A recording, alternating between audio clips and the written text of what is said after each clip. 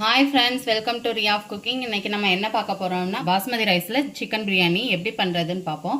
தேவையான பொருட்கள்லாம் பார்த்துக்கலாம். 1 kilo basmati rice, 1 kilo chicken எடுத்திருக்கேன், 2 ஸ்பூன் இஞ்சி பூண்டு பேஸ்ட்டு, ஒரு ஸ்பூன் மிளகாத்தூள், 1 ஸ்பூன் பட்டை கிராம்பு பொடி, 1 ஸ்பூன் மல்லித்தூள், இதில் 5 கிராம்பு, 1 பட்டை, 2 பிரியாணி இலை, 7 ஏலக்காய், மல்லித்தூள் 1 ஸ்பூனு, ஒரு 1/4 ஸ்பூன் அளவுக்கு மஞ்சள் தூள், ரீஃபண்ட் ஆயில் 100 நெய், 50 தேங்காய் எண்ணெய் எடுத்திருக்கேன். இந்த மாதிரி மீடியம் சைஸ் ஆனியன் நான் 4 எடுத்து கட் பண்ணி வச்சுருக்கேன். கரெக்டாக இருக்கும். இது இப்போ நான் சொல்கிற அளவெல்லாம் அரிசி 1 கிலோ கறிக்கு போடுறதுக்கு ரொம்ப பர்ஃபெக்டாக இருக்கும். நீங்கள் இதே மாதிரியே செஞ்சு பாருங்கள்.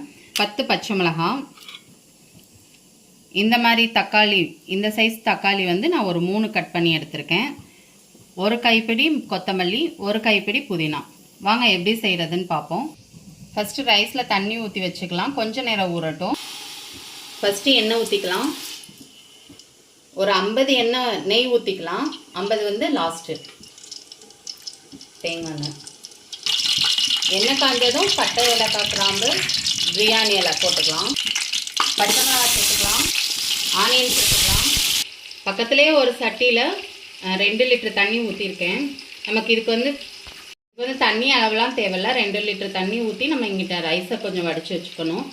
அதுக்கு பட்டை கிராம்பு ஏலக்காய் 3 போட்டுக்கலாம். ஒரு பிரியாணி இலை போட்டுக்கோங்க. இது கொதித்த பிறகு நம்ம நம்ம அரிசியை போட்டு நம்ம வடித்து எடுத்துக்கலாம். பாருங்கள், நல்லா வதங்கிருச்சு. இப்போ நம்ம மசாலாலாம் சேர்த்துக்கலாம். இஞ்சி பூண்டு பேஸ்ட்டு, மிளகாய்த்தூள், பட்டை கிராம்பு பொடி, மிளகுத்தூள், மல்லித்தூள், தயிர், ஒரு லெமன் ஜூஸ் மீடியம் சைஸ், உப்பு இந்த அளவு போட்டுக்கோங்க. 1 கிலோவுக்கு இந்த அளவு போட்டிங்கன்னா ரொம்ப சரியாக இருக்கும். மஞ்சள் தூள் ஒரு 1/4 ஸ்பூன். இப்போ அரிசி உடையாமல் மெதுவாக இந்த மாதிரி 2 டைம் கழுவி எடுத்துக்கோங்க. இப்போ நமக்கு ஒலை கொதிச்சிச்சு, அதில் போடணும்.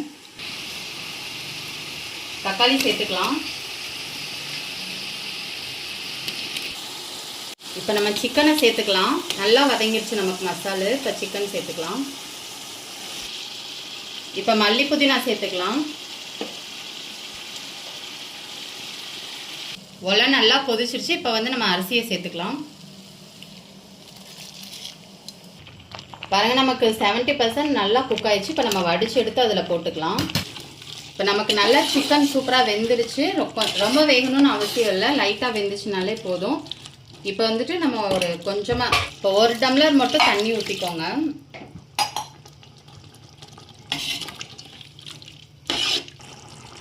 இப்போ நம்ம அரிசியை, நம்ம வடித்து வச்ச சாப்பாடை சேர்த்துக்கலாம். அதில் ரொம்ப கிண்ட வேணாம், லைட்டாக மட்டும் பிரட்டி விடுங்க.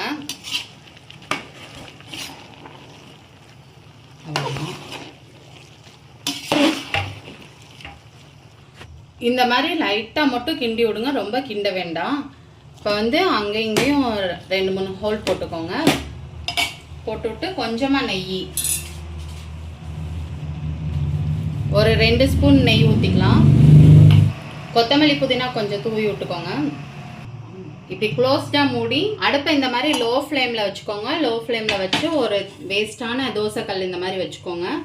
அதுக்கப்புறமா தூக்கி நம்ம சட்டியை மேலே வச்சு விட்றலாம். இதான் தம் போடுற மெத்தடு. ஒரு சின்னதாக கொஞ்சமாக தண்ணி ஊற்றி கூட நம்ம மேலே ஒரு வெயிட் வச்சு விட்றலாம். இப்போ நம்ம தம் போட்டு 15 மினிட்ஸ் ஆனதுக்கப்புறம், 15 நிமிஷம் ஆனதுக்கப்புறமா நம்ம எடுத்து ஓப்பன் பண்ணி பார்க்கலாம். தம் உடைச்சு பார்க்கலாம் எப்படி ரெடியாக இருக்குன்னு. இப்போ 15 நிமிஷம் தம்மில் இருக்கட்டும். நம்ம தம் உடைச்சிக்கலாம்.